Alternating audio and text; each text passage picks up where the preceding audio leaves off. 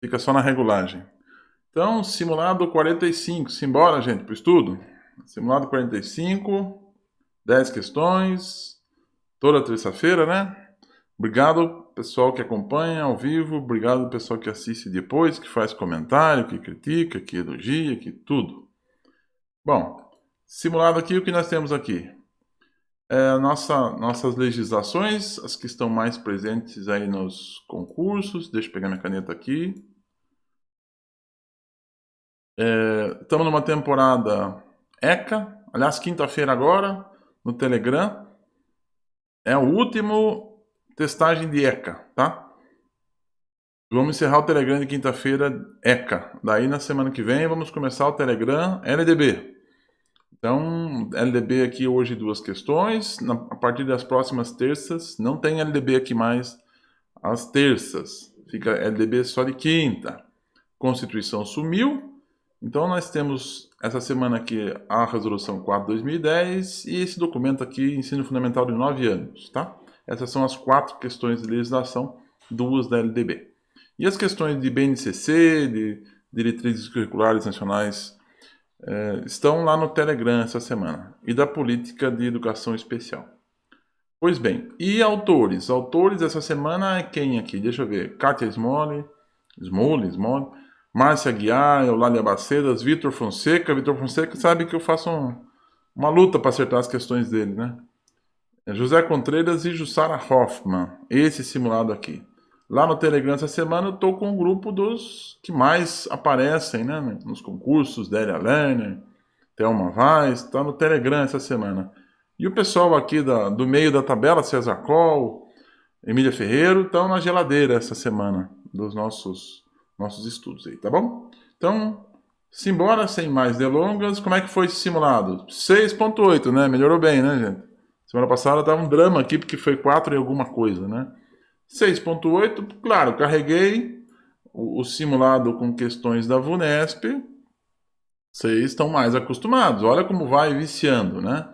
Então, preciso agradecer a todo mundo que responde. Quando chega a 10 respostas, ali na hora do almoço, mais ou menos, eu já transfiro os resultados para cá, porque na hora não dá para fazer, né? E quando eu colhi as respostas, obrigado por quem respondeu, muito interessante, porque a nota foi alta, né? Quase 7, tá? Com 2 questões que todo mundo tinha acertado 100%, e pela primeira vez aqui nos simulados, nunca aconteceu isso, né? Uma questão com 0%, ou seja, teve uma questão aqui que ninguém acertou, né? E de legislação ainda, uma coisa que deu para perceber aqui, é muito doido, né?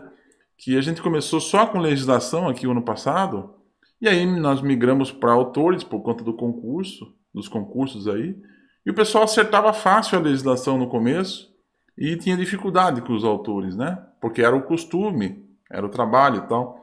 E depois, hoje nós estamos ao contrário, né? O pessoal, nesse simulado, olha que loucura, quase 7 de média, e a grande dificuldade foi legislação, né?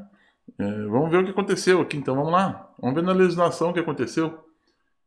Começamos aqui, né? Bom, para começar não é LDB. LDB não é mais na VUNESP, que não temos mais questão da VUNESP, da LDB de alguns artigos aqui. Então vamos lá. Primeira questão, a FEPESE aplicou lá em Santa Catarina, auxiliar de educação. Então identifique abaixo verdadeiro ou falso de acordo com a LDB. Vamos ver o que aconteceu. Então vamos aqui para a caixa de combinações. Nenhuma novidade, né? Verdadeiro, falso, verdadeiro, falso, verdadeiro, falso. Tem o que fazer. Vamos para a leitura, tá? É assegurado atendimento educacional durante o período de internação, ao aluno da educação básica internado para tratamento de saúde em regime hospitalar ou domiciliar por tempo prolongado, conforme dispuser o poder público em regulamento, na espera da sua competência administrativa. Então, a criança que fica internado no hospital ou na casa, ela tem direito à educação? Sim, né? Sim, então, a primeira questão está verdadeiro, mas não ajuda muito porque só a última era com falso lá, né? Vamos para a segunda. O acesso à educação básica obrigatória é direito público subjetivo, beleza? Podendo qualquer cidadão, grupo de cidadãos, associação comunitária, organização sindical, entidade de classe ou outra legalmente constituída e ainda o Ministério Público acionar o poder público para evigi-lo. Tá tranquilo, né? Perfeito, ok, verdadeira. Então, verdadeira aqui, aqui, aqui. Tira a alternativa D. Vamos lá. O que sobrou aqui? Nada, né? Não dá para fazer nada com essa caixa de combinação aqui. Vamos continuando. É dever dos pais ou responsáveis efetuar a matrícula das crianças na educação básica a partir dos 6 anos de idade. Aqui que a coisa se complica, né? Porque a educação básica, olha lá, ela é obrigatória dos 4 aos 17. Então aqui a coisa se complicou, porque 4 aos 17, não dos 6 aos 14, como era até 2009 lá. Então, 6 anos de idade é muita coisa, tá? Então está falso. Estando falso, aqui elimino a A. E vou para a última.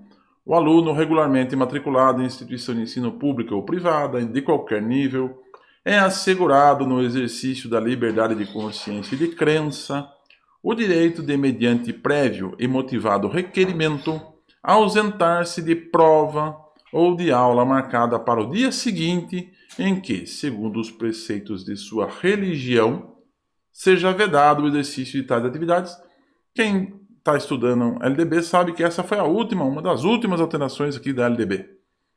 Por motivo de religião, a pessoa pode se ausentar de prova ou aula marcada. Pode sim, portanto, verdadeira. Portanto, a alternativa B está a correta aqui, tá? Essa caixa de combinação aqui, nesta alternativa da FEPESE, não adiantou muito. Lembrando a vocês que a prova foi em 2019. E essa alteração aqui também foi em 2019, tá? Pois bem, como é que vocês responderam? A maioria acertou, 70%. Essa não foi a questão difícil da prova, desse simulado, né? Essa não foi a questão difícil. Onde foi a fonte do erro? Foi na alternativa A, tudo verdadeiro, tá? Olha, tudo verdadeiro não dá, em 6 anos de idade, gente, como idade para os pais matricularem, é dever dos pais levar as crianças somente aos 6 anos. E aqui tem uma dica, educação básica, né? Educação básica, educação infantil, ensino fundamental, ensino médio. 6 anos de idade, não, 4 anos, gente. Onde é que está isso? Vamos lá, alternativa por alternativa nessa primeira questão. Então, assegurado o atendimento na internação, seja no hospital, ou seja, na casa da pessoa? Sim. Onde é que está isso? Artigo 4A, alteração de 2018, hein? Tem que estar bem atento aí, alteração 2018. Tanto lá no regime hospitalar, como o regime domiciliar. Então, existe a educação hospitalar e a educação domiciliar, tá? São essas duas possibilidades, existe sim. A segunda alternativa, o acesso à educação básica obrigatória, direito público subjetivo, podendo qualquer cidadão, grupo de cidadãos, associação comunitária, organização sindical, entidade de classe ou outra legalmente constituída, e ainda o MP, né, Ministério Público, acionar o poder? Sim, está lá no artigo 5º, tranquilo, tranquilo. Agora aqui que a coisa se complicou, né? É dever dos pais ou responsáveis efetuar a matrícula das crianças na educação básica a partir dos 6 anos de idade? Não. Artigo 6º, gente, 4 anos de idade.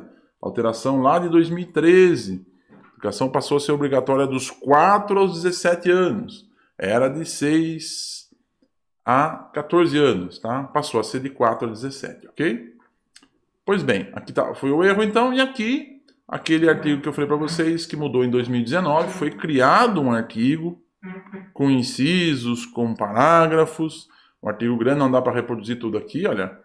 O aluno regularmente matriculado em instituição de ensino público ou privada, de qualquer nível, é assegurado no exercício da liberdade de consciência e de crença o direito de, mediante prévio e motivado requerimento, ausentar-se de prova ou de aula marcada para o dia em que, segundo os preceitos de sua religião, seja vedado o exercício de tais atividades, devendo-se-lhe atribuir a critério da instituição e sem custos para o aluno uma das seguintes prestações alternativas. Aí tem uma série de prestações alternativas que o aluno pode a ele ser atribuído, tá? Tem problema, tá? O único problema de vocês não fazerem aqui, né? Inclusive o pessoal que assiste o vídeo depois, o único problema é que eu vou lendo as alternativas, fazer junto comigo aqui, É um pouco ruim só porque eu vou lendo e eu vou dando o tom da minha fala, né? Eu não consigo ler e ficar indiferente com algumas barbaridades que acontecem, né? Então eu vou dando o tom da fala e daí vocês acabam sendo influenciados por mim. Mas a correção é o estudo, né? O estudo é importante, tá? Então não tem problema não fazer antes aqui. Eu agradeço todo mundo que faz, muito legal. O ideal é fazer antes, mas nem sempre a vida deixa a gente fazer o que a gente quer, né? Vamos para a segunda? Segunda já pegou no pé de muita gente aí, né? IBAD 2017, lá na Paraíba. A Lei de Diretrizes e Bases, em seu artigo 7º, lá no comecinho, enfatiza que o ensino é livre iniciativa privada, escolas particulares, tá? Teve uma alteração também na LDB. Vamos lá. Atendidas as seguintes condições. Então, vou aqui para a caixa de combinação, não tem nenhuma novidade, a 1 não está em todas, a 2 não está em todas, a 3 não está em todos, nem a 4, nem a 5, não tem o que fazer aqui embaixo. Vamos para cima. 1. Então, o que as escolas particulares? Elas têm que cumprir as normas gerais da educação e também do respectivo sistema de ensino. Então, vamos entender da pandemia. Eu tenho que cumprir lá a BNCC, tenho que cumprir a LDB e tem o sistema lá, estadual, sistema municipal, sistema federal, que tem regras específicas e as escolas particulares precisam cumprir. Então, a 1 está correta. 1 estando correta, elimino a B, elimino a D, tá? A escola particular pertence a um sistema, né? Então, tem o sistema municipal, escolas particulares de educação infantil, pertence ao sistema municipal. Se a escola particular ela tem o ensino fundamental ou o ensino médio, aí ela já tem que pertencer ao sistema estadual, tá? E se a escola, faculdade particular, por exemplo, que é escola superior, aí ela pertence ao sistema federal, sistema da União. Então, as escolas particulares todas, elas pertencem ou ao sistema municipal, educação infantil, ou ao sistema estadual, ensino fundamental, ensino médio, ensino técnico, ou as universidades ao sistema federal, tá? Então, as escolas particulares pertencem aos sistemas, sim. E tem que seguir as regras do sistema, é evidente, tá? Bom, item 2. Elas precisam ser autorizadas para funcionar? E elas passam por avaliação de qualidade do poder público? Sim, né? Sim. Precisa de autorização. A escola pode funcionar, inclusive. Né? Em Sorocaba, por exemplo, na cidade onde a gente opera, tem, numa praça, tem uma escola particular lá que está com um cartaz, né? Autorizada pela delegacia de ensino. É isso. Precisa de autorização e é avaliada pelo poder público. Sim. Então está correta também a 2. Então, se a 2 está correta, acabou aqui com a alternativa C. Agora tem a questão aqui que eu tenho uma boa possibilidade, porque se a 3 for verdadeira, então esta alternativa E é a correta. E a 4 e a 5 fazem um par, mesmo que eu não saiba uma das duas, não tenho problema em resolver isso, né? Vamos para 3, que ela pode definir aqui. Capacidade de autofinanciamento, ressalvado o previsto no artigo 213. Que será que deve ser isso? Autofinanciamento? Será que precisa ela demonstrar capacidade de se manter? Não sei, vamos ficar na dúvida. Vamos para o 4. As escolas particulares, então, elas têm que ter uma estrutura para a coordenação da política nacional da educação. Como é que é isso? Como é que uma escola particular tem que ter uma estrutura para coordenar a política nacional? Não, nada a ver, né? Nada a ver. Então a 4 deve estar errada. A 5 também deve estar errada. Olha, a escola particular tem que fazer uma articulação de diferentes níveis e sistemas e exercício de função normativa. A escola particular vai fazer normas? Redistributiva? Não. Então a 4 e a 5 estão bailando mesmo, estão muito ruins. Então só podia ser a alternativa E. Mesmo que eu não tenha consciência, não tenha estudado essa história de que elas têm que ter um autofinanciamento, né? Eu não estudei isso, mas tem que ter sim, né? Mesmo que o autofinanciamento, né? Você tem na dúvida, você não sabe se isso existe, não, porque é uma alteração recente, hein? Essas duas últimas alternativas estavam muito ruins, né? Que a escola particular tem que fazer a política nacional, tem a função normativa. A escola particular faz normas, não dá, né, gente? Não dá. Bom, vamos lá.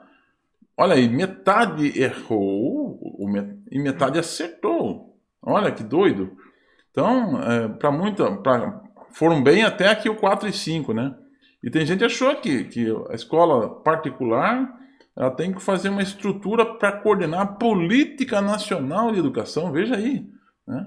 Não, gente, não é isso, tá? Vamos ver lá onde é que está isso. Artigo 7º.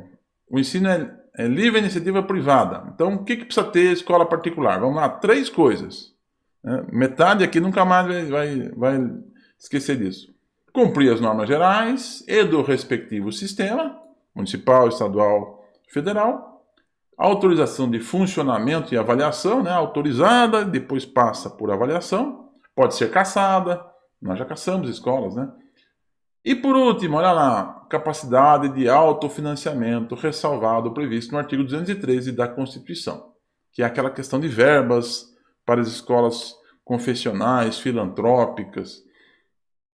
Então tem esses 3 incisos aqui com relação à iniciativa privada. Esse último inciso aqui, deixa eu até ver quando é que saiu, para o pessoal que ficou na mão aí com essa história do autofinanciamento, né? Então vamos lá, artigo 7º da Constituição. Onde é que está isso? Tá lá, mas é original da LDB, tá? Tá desde o começo, não foi alterado não. Bom, simbora então para 3 agora. A 3 sim, hein? A 3 foi de chorar. A 3 foi de chorar. Vamos lá, VUNESP, Guararapes, 2018. Diretor, tá, diretor tem que entender dos documentos, né? Laura, candidata ao diretor de escola, participou de uma oficina sobre elaboração de documentos escolares. Algumas vezes eu falei sobre isso, né? Quais os tipos, o que é plano, o que é planejamento, plano de aula, quais são os documentos escolares, né? Tem que ter bem distinto na cabeça. Vamos lá.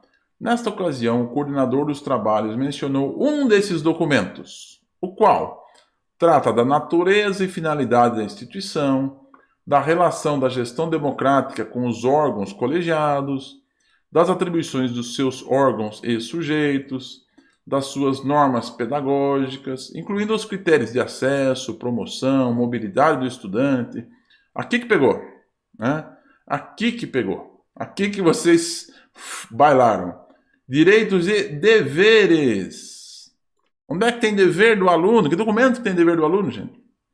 Olha, o contrato social da instituição, o projeto, o PPP, tem dever do aluno no PPP? Na proposta curricular tem dever do aluno? No regimento? Ou no plano de ensino? Onde será que tem dever do aluno, hein? Dos seus sujeitos, estudantes, professores, técnicos, funcionários, gestores, famílias, representação estudantil e função das suas instâncias colegiadas. Tá? Então lá no artigo 45, sempre que a gente faz a leitura, muitas vezes a gente fala, olha, veja lá, né, artigo 13, os estabelecimentos de ensino, professor, a gente tenta localizar dentro da legislação, porque às vezes isso pega. E o 45? Que documento que é esse, hein? Olha que bailada.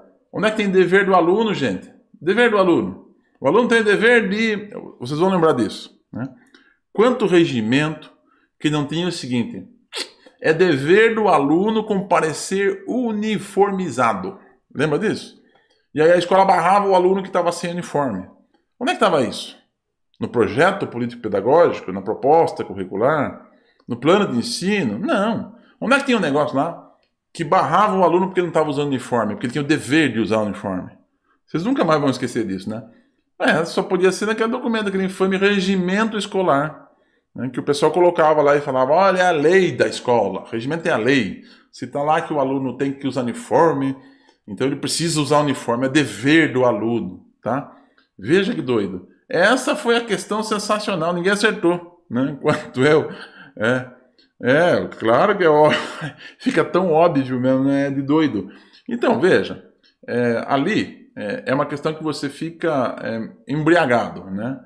Natureza, finalidade, relação da gestão democrática, você vai embora, você dispersa o cérebro. Por isso que tem que tomar cuidado, e eu sempre brinco, dá uma aumentada no tom, né? Direitos e deveres dos seus sujeitos. Deveres, gente. Tá? É tão nítido a questão, e quando você vai fazer, tá tão estranho, né? Mas qual é a aprendizagem? Nunca mais vocês vão errar esse artigo 45, né? Regimento escolar, olha lá, ele começa lá, ó, regimento escolar. discutido e aprovado pela comunidade escolar e conhecido por todos, instrumento de execução do PPP. O regimento trata da natureza e finalidade, a relação da gestão democrática com os órgãos colegiados, atribuições de seus órgãos e sujeitos, de suas normas pedagógicas, incluindo critério de acesso, promoção, olha lá, mobilidade do estudante, direitos e deveres, olha, dever comparecer uniformizado, não pode, né? Mas a lei da escola, a escola exige que esteja uniformizado, não pode. A lei da escola não pode ser maior que a lei maior, LDB, Constituição. Então lembra dessa briga incrível quando a gente fala sobre regimento escolar. É uma lei desde que ela não desrespeite as outras. Aí é assim, né, gente? É o tipo da coisa. É que nem o Vitor da Fonseca, né? Eu fiquei com uma birra de errar uma questão aí no simulado passado dele, que grava em você, não só. Hoje eu lembrei daquela questão lá, né? Então grava que você nunca mais esquece, né? Não tem? É isso aí mesmo. Bom, vambora, né? Vambora. Não é por isso que não vão ficar. Veja, vocês tiveram média 7, hein? Mesmo com uma questão que todo mundo errou, quer dizer, veja como o nível foi bom, né? Das respostas. Vamos lá para o documento final de legislação, a última. Orientações para a inclusão da criança de 6 anos de idade. Patrícia Cursino. Ah, tá. Esse aqui é meu, né? Porque não tem mais questões de ninguém, nenhuma banca desse documento eu tenho que fazer. Vamos lá. Patrícia Cursino discute a organização do trabalho pedagógico com as crianças de 6 anos de idade, defendendo o trabalho por projetos. Eu gostei desse trecho, por isso que eu trouxe para vocês. Por quê? Porque construtivismo adora trabalho por projetos, né? Então precisa conhecer isso um pouco mais, né? Assinale a alternativa correta. Vamos lá? Os projetos valorizam o trabalho e a função do professor, que, uma vez que reproduz ou adapta o que está nos livros... Eu vou até apagar o adapta, porque o reproduz é o que mata, né? Vamos lá. Borracha. O reproduz é o fim, né? Que adapta o que está nos livros didáticos e nos seus manuais. Alternativa B. O professor torna-se alguém que também busca informações sobre o tema eleito, incentiva a curiosidade e a criatividade do grupo e, sobretudo, entende as crianças como sujeitos que têm uma história e que participam passivamente do mundo, construindo e reconstruindo a cultura na qual estão imersos. Eu repeti a tática da VUNESP na questão passada. Vai falando, a pessoa vai se embriagando e não percebe que você encaixa uma palavra errada no meio, né? Alternativa C. Ao se tornar mais atento ao que surge com o aluno, o professor amplia a compreensão sobre as crianças e se torna o mais importante na organização dos conhecimentos, tá? Vamos para D? Os projetos exigem cooperação, interesse, curiosidade, pesquisa coletiva em diferentes fontes. E a alternativa E? A procura de todos por respostas às questões que surgem no grupo mobiliza e torna a aprendizagem um desafio individual. Ok? Ok. Resposta correta, porque, né? Passivamente dói. Então, aqui eu judiei, porque eu reproduzo o livro didático. Projeto é uma reprodução do livro didático? Não é, né? Participam passivamente. Não dá para o aluno participar passivamente. Isso já foi discutido há 80 anos atrás, né? O professor é o mais importante na organização, né? Lembra lá do parecer 7 que a gente fala? O aluno é o centro do processo. Que professor é mais importante isso na organização dos conhecimentos? Né? E aí leva ao erro, porque aí, o professor é aquele que organiza o conhecimento. Não. Ele não é o mais importante. Ele é tão importante quanto o aluno, né? E por último aqui, de novo a história de que a aprendizagem é um desafio individual. A gente cansou de estudar Piaget, Vygotsky aqui. A aprendizagem não existe aprendizagem individual, né? A começar pelo Paulo Freire lá, né? Ninguém educa ninguém. Vamos lá. Capítulo 2, Pedagogia do Oprimido, né? Ou 3. Ninguém educa ninguém. Ninguém se educa sozinho. Tá aqui. Não dá para ser isso, né? Então a alternativa correta é essa D mesmo, tá? Muito bem. Vamos ver se eu consegui pegar vocês. Não. Olha aí. Embora fui eu que fiz a questão, 70% entendeu? Onde foi a fonte do erro aqui? A alternativa B, essa aqui, eu usei o exemplo anterior para criar. Vai falando, a pessoa vai se embriagando e acaba não percebendo que tem aqui que os alunos participam passivamente do mundo. E essa D estava tão fácil, né? Que parece estar errada, não é isso? É isso que você deve pensar, né? Mas tá bom, 70% acertaram. Onde é que está isso? Lembra que eu sempre falo isso para vocês. Olha, destacou o texto, toma cuidado com ele. Projetos exigem cooperação, interesse, curiosidade, pesquisa coletiva em diferentes fontes. Tá? Os projetos, e todas as alternativas estão aqui, olha. Projetos valorizam o trabalho e a função do... Está página 66 do documento. Os projetos valorizam o trabalho e a função do professor, que, em vez de ser alguém que reproduz, ele não reproduz, né? Passa a ser um pesquisador. O professor torna-se alguém que também busca informações. Tá? E aqui está a resposta, olha. Sujeitos que têm uma história e participam ativamente do mundo, construindo e reconstruindo cultura na qual estão imersos. Ativamente, né? Nada de passivamente. A resposta estava aqui, ó. A fonte do erro foi aqui e a resposta estava aqui, tá bom? Muito bem. Foi na C. O que é C, Jesus? Se torna o mais importante na organização. Aqui torna-se alguém que também busca informações sobre o tema, elabora, mas o mais importante não dá, né? Aqui. Deixa eu ver onde é que eu tirei isso aqui, peraí. Ao se tornar mais atento ao que surge no grupo, o professor amplia o diálogo com as crianças e se torna importante na busca, organização e mediação dos conhecimentos, não o mais importante. Qual a fonte dessa questão 4? Este aqui é o documento, Ensino Fundamental de 9 anos, Orientações para a Inclusão da Criança de 6 anos de idade. Deixa eu achar ele aqui, gente. Brasil. É esse documento aqui, ó. Deixa eu achar aqui para vocês. Quem está perguntando. Vou pôr aqui, ó. Esse documento aqui, tá? Se você não achar ele, é download, tá, gente? É do Ministério da Educação, tal. Ele cai nos concursos da VUNESP aí, 2007, Brasília. Se vocês não acharem na comunidade aqui no YouTube, coloca no comentário depois para mim aí. Aí eu subo ele na comunidade aqui durante a semana, tá? Se ele não tiver na comunidade, vocês, por favor, me avisem que eu coloco na comunidade, porque é um documento gratuito, é disponibilizado para vocês, tá bom? Deu até sede. Bom, simbora então. Vamos para os autores agora. Prefeitura de Cananéia, Márcia Aguiar. No documento Conselho Escolar, deixa eu voltar aqui.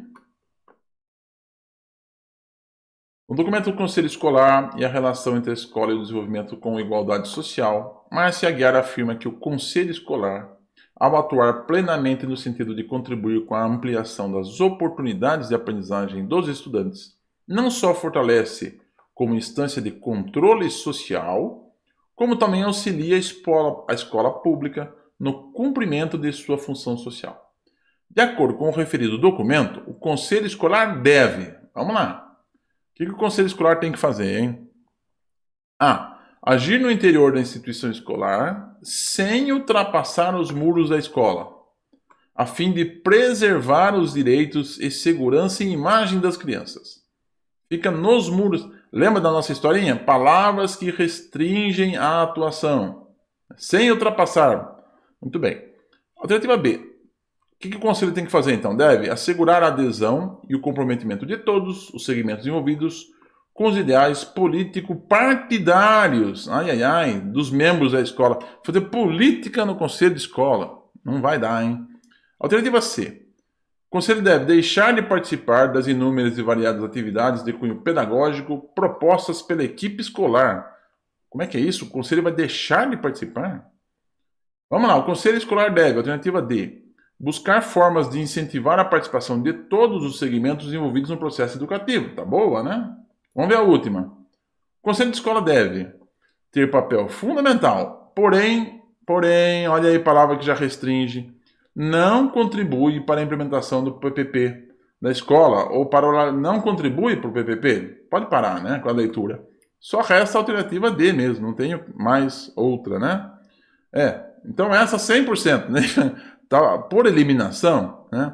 Mesmo sem estudar o documento da Márcia Aguiar, o texto dela, por eliminação dá para ver que essa aqui é uma questão clássica aí que vocês apontam, né?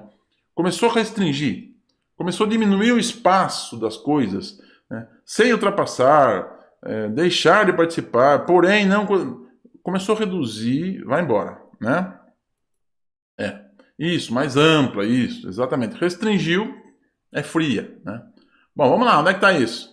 Também é um documento gratuito, do mesmo jeito, não está lá na comunidade, me avisa que eu coloco. Documento gratuito esse. Está lá na parte, no finalzinho. Nesse sentido, o Conselho Escolar buscará forma de incentivar a participação de todos os segmentos envolvidos no processo educativo, de modo a assegurar a sua adesão e comprometimento com os ideais de renovação democrática dos espaços das práticas escolares. Ficou fácil para vocês essa, né? Vamos para a próxima, então? Vamos ver lá. Bacedas. Eliane Bacedas, né? Se não me engano o nome. A VUNESP aplicou em 2019 em Araçatuba. Os currículos, agora está falando de currículo, são um conjunto de saberes culturais que, em dado momento, os responsáveis políticos e os especialistas em educação concordam que seja preciso trabalhá-los na escola para formar pessoas que vivem em um contexto social e cultural.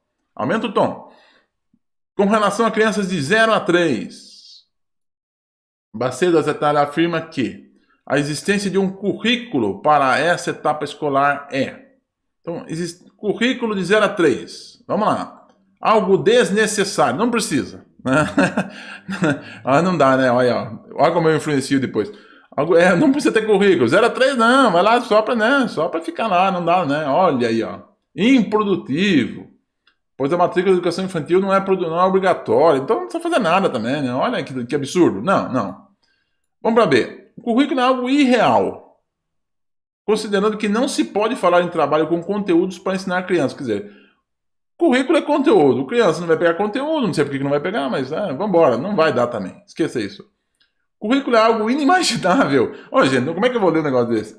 Currículo é algo inimaginável. Como inimaginável? Pois o trabalho com crianças pequenas deve estar focado em atividades de interação social e cuidado pessoal. E isso não é currículo. Também não deu. Vamos para lá, para D. Currículo. O que é o currículo, a existência do currículo nessa etapa, então? É muito bom para que se alcance o padrão de qualidade esperado para a educação, desde que o currículo seja obrigatório em todas as creches. Olha aí. Bom, vamos lá. Tá menos pior por enquanto, né? Vamos para a última. O currículo é muito útil, pois serve como uma referência, beleza? Para os educadores. Mas ele deve ter um caráter orientativo e não descritivo. Melhor, né? Melhorou bem a última, né? Então ficou fácil, já que falou que ficou fácil, é a última mesmo. Como é que vocês foram? Vamos lá. 90% acertaram. Teve um erro aqui só, que foi nesta, que ele é muito bom, tal, desde que seja obrigatório. Ok, né?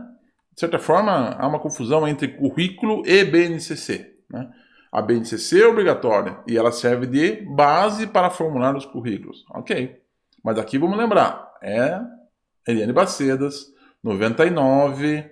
Vamos lembrar que a esta época não existia BNCC, não existia educação obrigatória. Educação infantil não era obrigatória. Vamos lembrar disso, tá? Para levar em consideração aqui. Bom, tá na página 58 do livro dela. Esse não tem disponível, tá? A função do currículo em uma etapa que não é obrigatória. Então aqui é o problema da leitura contextualizada no tempo. O livro é de 99. A educação passa a ser obrigatória aos 4 anos, viram agora há pouco aí. Em 2009, 2013, efeitos em 2015. Então, nessa época, a educação infantil, em 99, não era obrigatória. Tá? Então, o que ela fala assim? Consideramos muito útil a existência de um currículo. Tá aqui, ó. Orientador para que sirva como referência às professoras, para não esquecerem qualquer aspecto importante no decorrer da etapa e para utilizá-lo como elemento de contraste em relação à própria prática. Então, o currículo, para o professor dar uma olhada, para ver se não está esquecendo de nada. Essa era a visão que ela tinha à época, porque não era obrigatório. Então, tem que tomar cuidado com esse texto, porque é um texto no tempo, tá? Tem que tomar muito cuidado com isso, porque é um texto no tempo, tá? A questão foi feita pela VUNESP em 2019, mas o texto é de 1999, é um texto datado, então tem que tomar cuidado com textos datados, tá? Essa é a dica que fica aqui, porque às vezes você vai ler e vai, mas... Bom, a ideia de currículo dela é boa, só que não está mais presente para os dias de hoje, né? Vamos lá. Vamos para a próxima. O que vocês estão debatendo aqui que eu não entendi nada? Ah, tá. Ok. Estão debatendo sobre concurso. Então deixa vocês se baterem aí. Vamos para a sétima. Contreras. Autonomia docente é uma luta histórica dos professores, enquanto princípio necessário à educação de qualidade. Porém, é um tópico cercado de tensões e polêmicas. Assinale a alternativa a seguir que apresenta a perspectiva de Contreras acerca do tema. Qual é o tema? Autonomia docente, autonomia dos professores. É isso que ele publica, né? Alternativa A. A fim de que não haja interferência nas escolhas que o professor realiza em sala de aula, a autonomia deve garantir o seu isolamento no fazer pedagógico. Lembra daquilo? Reduziu, dançou, né? Alternativa B. O discurso da autonomia é incompatível com a profissionalidade do professor, pois desconsidera processos coletivos de planejamento, treinamento e gestão de pessoas na escola. Como é que é isso? Quer dizer que o professor não pode ser autônomo. Autônomo não é livre, mas o discurso da autonomia é incompatível? Isso aí. Alternativa C. A autonomia põe em risco as obrigações morais da profissionalidade docente, que deve ser corrigido pela adesão do professor a um código de condutas profissionais oferecido pela escola. Dá a impressão de regime militar isso aqui, né? Põe em risco as obrigações morais. Nada disso. Alternativa D. O professor deve, em nome da autonomia docente, rechaçar a influência da comunidade. A comunidade fica lá e eu fico aqui, né, sobre o seu trabalho, já que a moralidade do seu ofício é de ordem pessoal. Não. Contreras fala da necessidade da relação com a comunidade, né? Nada a ver. Vamos lá para a última. A competência profissional só pode ser desenvolvida quando há autonomia para que o professor possa tomar decisões. Não quer dizer que vai mandar em tudo, né? E refletir sobre as suas consequências. É isso, autonomia. Tranquilo, né? Tranquilo. Tá muito ruim, o VUNESP aplicou, tá? Mas tá muito ruim as alternativas aqui. Não dá para ir nas outras não, hein? Só pode ser a E. Tanto que só pode ser a E que 100% foram na E. Né? Tava muito clássico que se a E não tinha, né? Rechaçar é de arrebentar, né? Rechaçar a influência da comunidade. Não dá, não dá. Vamos lá, onde é que está isso? Né? Somente quando os professores puderem imprimir na docência reflexão crítica nas suas aspirações, visões de mundo, experiências, é que a autonomia poderia ser entendida como qualidade educativa. Tá? Então, o que o Contreras fala? Que tem que tomar decisões, tá? Só quando tomar decisões é que pode... tomar decisões pode parecer autonomia, tá? Mas pode ser uma forma branda de controle. Então é isso que ele está falando aqui. Ou pode ser uma forma branda de controle. Então, somente quando puder tomar decisões e refletir, né, refletir sobre as decisões que tomou, é que pode ser conquistada a autonomia. Tá? Todo mundo foi bem, então está tranquilo. Esse é um artigo de uma revista, eu vou deixar aqui na descrição para vocês, tá bom? Bom, vamos lá para a penúltima, antepenúltima. Fonseca. Puta, Fonseca, eu peguei essa questão e falei, ai, lá vem aquele cara que eu erro, né? Tem essa coisa também, né? Que eu errei a questão passada no site passado. Então eu vou explicar para vocês como é que eu fiz esta. E acertei. Segundo Fonseca, a bateria psicomotora, tá, uma sucessão de testes, beleza. Consiste em uma série de simples tarefas distribuídas em determinados fatores psicomotores. São eles. Aí eu olhei para isso aqui e falei, Deus do céu, como é que alguém vai fazer isso? Mas aí tem uma coisa de prova, né? Que eu já falei algumas vezes aqui. Às vezes precisa que você olhe não para uma alternativa, mas olhe para todas juntas. Olhe para todo aquele escrito junto. E aí você vai reparar o seguinte, nossa, tem tonicidade aqui de cara. Em todas. Equilibração. Aí parece estar repetindo tudo, né? Lateralização, olha lá, repetindo de novo. Noção de corpo, tudo igual, não precisa analisar nada. Olha a noção de corpo. Estruturação espaço-temporal, olha aí, tudo junto. Olha aí, tá fácil. Vamos para outra. Praxia global, praxia global. Olha aí, que loucura. Praxia fina, de novo, em todo mundo aqui. Aí sim, aí ficou diferente o finalzinho. Então, né, falei, bom, vamos ver então. Então, essa bateria psicomotora. Vamos apagar aqui para ficar mais fácil de entender. Então, eu tinha que... Bateria psicomotora, aspectos emocionais, aspectos psíquicos, aspectos biopsicossociais, aspectos socioeducacionais, e aqui não tem nada mais. Então, numa bateria de testes psicomotores, né? O que vai ter? Vai ter aspectos emocionais. Como é que vai analisar um aspecto emocional? A criança fez com medo, fez com alegria. Eu nunca vi uma coisa parecida. Eu falei, não, isso aqui não pode ser. Vai analisar aspectos psíquicos. Aqui pode ter um pouco de confusão, né? Psicomotora é uma coisa, psíquico é outra. Então, numa bateria de testes psicomotores, vai analisar aspectos psíquicos do aluno? Que aspectos seriam esses? Segurança? Não, eu não vi possibilidade nisso. Numa bateria de testes psicomotores, iria avaliar aspectos biopsicossociais? Ah, não dá. Achei não, isso não é possível. E vai analisar aspectos socioeducacionais. Se fosse sociais, até que poderia. Mas socioeducacionais, falei, não. Então eu vou nesta que não tem nada. Essa sequência que deve ser isto. E é realmente isso, né? Não estudei o texto do Vitor da Fonseca, mas eu fui aqui para uma dedução que estava tudo igual e que esses aspectos, essas palavras não caberiam numa bateria psicomotora de testes, né? Pois bem, como é que vocês foram? E olha, pouca gente foi nesse raciocínio, né? Onde foi a fonte do erro? Que alternativa C, aspectos biopsicossociais. Vocês entenderam que numa bateria psicomotora, né, dá para analisar aspectos biopsicossociais. Tá? Só que essa bateria psicomotora aqui, gente, pode ser feita por uma criança sozinha. Né? Então como é que você vai analisar o social se ela está sozinha? Não dá. Não daria. Onde é que está isso no texto dele? Ó, tem um artigo aqui no Cielo que fala, olha, fatores psicomotores. Vamos lá? Tonicidade, equilibração, lateralização, noção do corpo, estrutura espaço-temporal, praxia global e praxia fina. Não tem nada fora isso, né?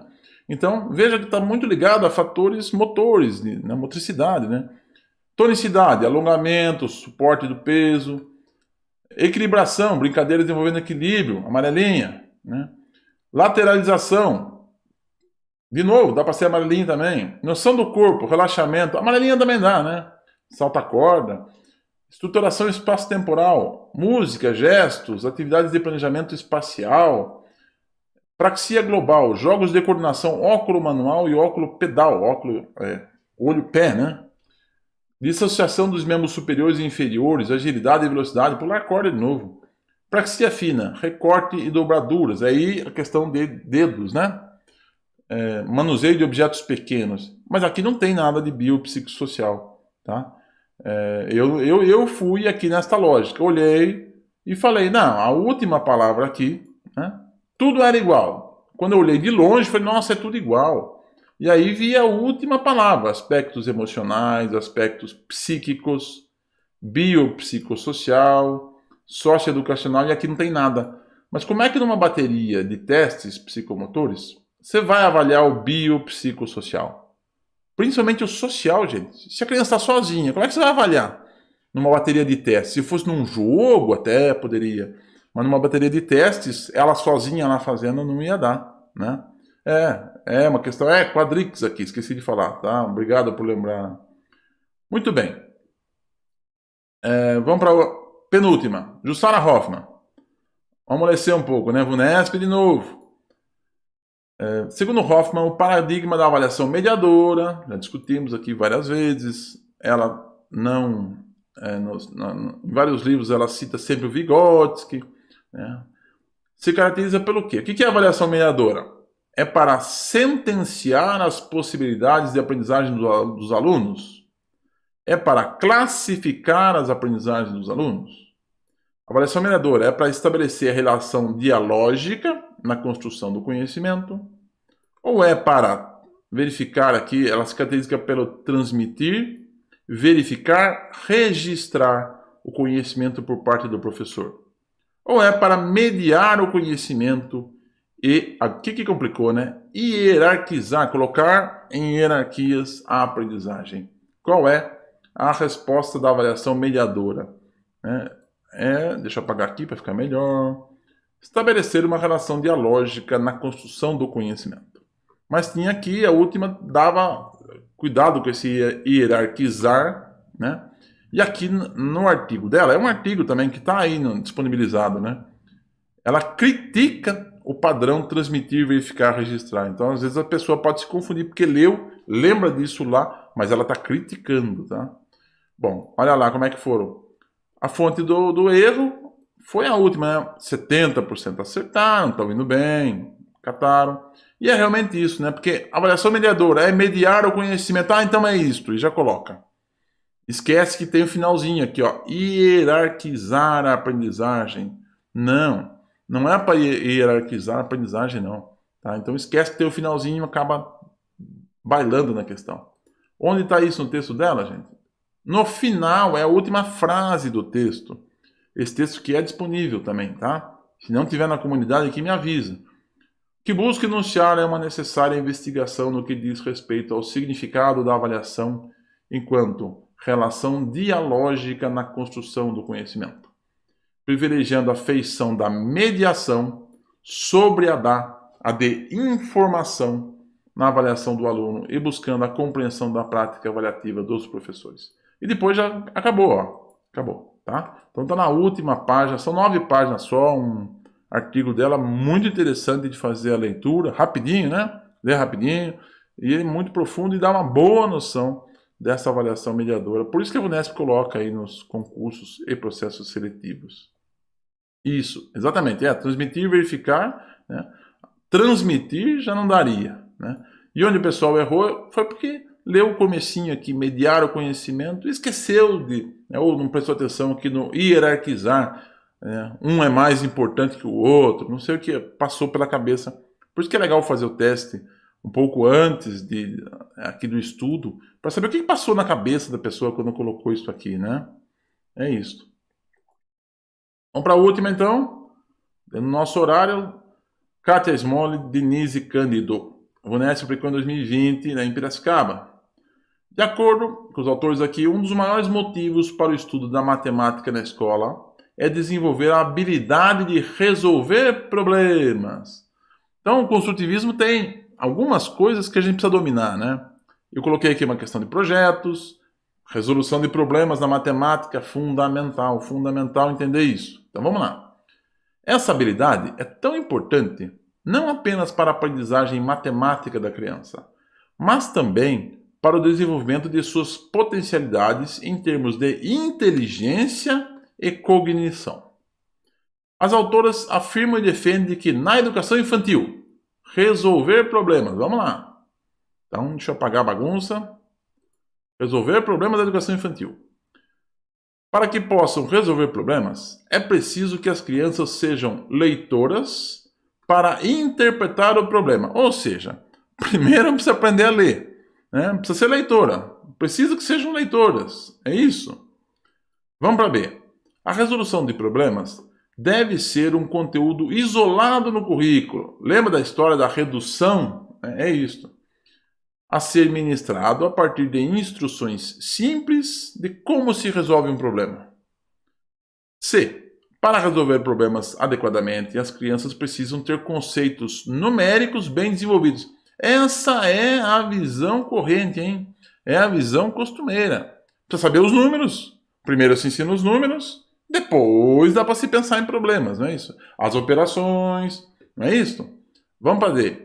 Para resolver problemas, as crianças precisam antes ter algum conhecimento sobre operações e sinais matemáticos. Está quase igual à segunda, hein? A C, aliás. A alternativa D está quase igual a C. Precisa ter alguns conhecimentos para depois resolver problemas. A última, vamos lá. Resolver problemas é um espaço para comunicar ideias, pelo fazer colocações, investigar relações, adquirir confiança em suas capacidades de aprendizagem. Pois bem, só pode ser essa última, né, gente? Porque as outras estão muito eliminadas. A C e a D são parecidíssimas. Primeiro a pessoa aprender os números, depois as operações, para daí, e é a prática do dia a dia de muita gente, né? A primeira lá também, a gente vê isso muito, né, em práticas antigas, não acontece mais, tá?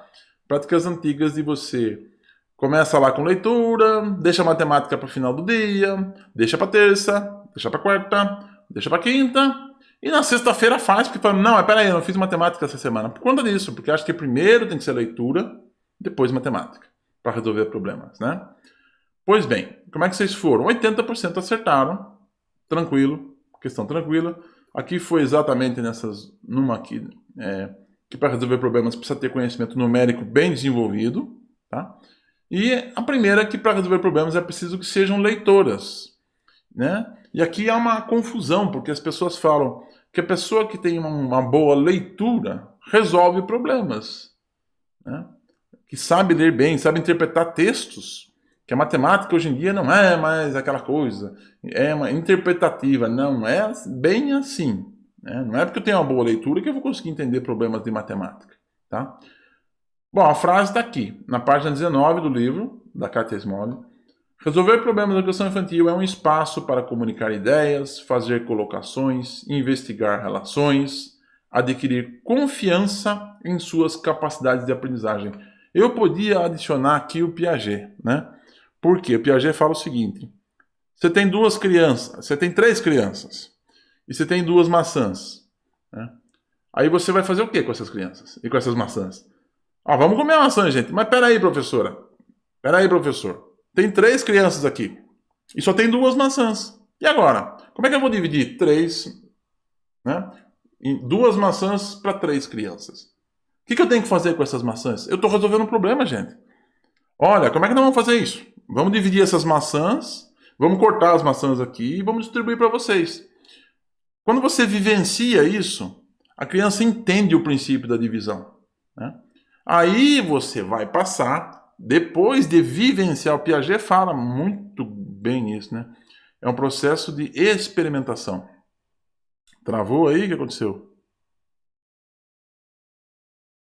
É um processo de experimentação, né? Isso. É um processo de experimentação. Ele fala muito bem isso, que não dá para ensinar ciências, não dá para ensinar matemática sem experimentações. É um processo de experimentação. Então, depois que eu experimentei, depois que as crianças foram colocadas, as três crianças, frente a duas maçãs, como é que vai comer essa maçã? Como é que vai resolver isso? Elas vão entender que precisa cortar a maçã. Vai entender o processo da divisão, tá? Só depois é que a gente passa para a anotação. O problema é que na escola se faz exatamente o contrário. A escola de antigamente, né? Vamos combinar? Você dá anotação, né? Olha, 3 dividido por 2. Aí você vem falar para a criança, pense, uma criança que está no operatório concreto, lembra disso? 7 anos, 6 anos. Olha, se você tiver, não vai dar, não vai dar. Então, qual é o problema aí que a Katia Smoley está falando muito bem? É possível resolver problemas com crianças que não sabem ainda a leitura e escrita convencional? Claro que é. É preciso ter o conhecimento numérico para resolver problemas? Não. É preciso conhecer as operações para resolver problemas? É ao contrário isso aí. Ela, através da resolução de problemas, é que ela começa a conhecer as operações. O grande problema, um dos problemas nossos apontado pela Katia Smoley, é que é invertida a relação nossa. Primeiro eu tinha que ter a experiência matemática para depois fazer as anotações. E a gente quer fazer a escola, fazendo anotações e depois resolver os problemas. Não é assim que funciona. Então, eu fiz uma explicação longa disso aí, não sei se fiz me entender, pessoal, mas eu acho que é isso. É uma bela questão para encerrar aqui. Isso aí mesmo. É porque era isto. Você falou bem aí no chat. Eu não falo nomes, né? Falou bem. É porque vinha da memorização. Então, eu aprendi o número, era uma forma de seleção. né? E hoje, como não é mais forma de seleção, hoje como o que se quer é ensinar as crianças. Então, quanto mais experiências e depois partir para questões de caderno, né? Lápis e caderno. Primeiras experiências, onde ela vai entender aquilo e depois traduzir aquilo. Olha, lembra daquela experiência que nós fizemos lá no pátio? Agora vamos escrever isto aqui. Ficaria muito mais simples, mas não é tão simples de fazer, né? Muito bem, gente. Obrigado pela companhia de vocês hoje nesse estudo. Tá? Obrigado pelas respostas aí no formulário, quem pode, quem não pode e tal. Obrigado por colaborar com o pessoal do grupo aqui. E participação lá no Telegram todo dia. Guardo vocês na próxima terça aqui para a gente bater mais um papo. Se eu não respondi alguma coisa, se ficou alguma coisa em aberto, se não tem texto aí na comunidade, postem nos comentários, tá, gente? Porque eu não consigo ler chat depois que acaba este vídeo aqui, tá? É isso. Obrigado, pessoal. Boa semana para vocês. Cuidem-se além do que precisa. E a gente tá aqui na próxima terça-feira, tá?